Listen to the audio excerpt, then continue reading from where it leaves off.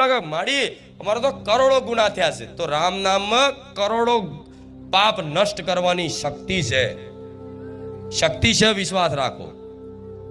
ખાલી એક જ પાપ એવું છે, એક જ અપરાધ એવો છે, એક જ ગુનો એવો છે કે જે ભગવાન માતાજી ક્યારેય માફ કરતા નથી. જાણવો છે ગુનો? જાણવો છે?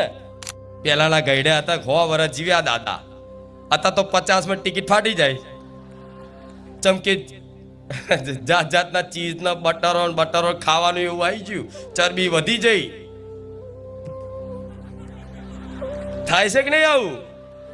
અને પહેલાના ગામડાના મોણા મરચું રોટલો ખાઈને રહેતા હતા ને તોય તે હડીખમ રહેતા હતા ને. આજ સારું પ્રોટીન વાળું ખાઈને તે મતલબ યુગ છે, સમય છે.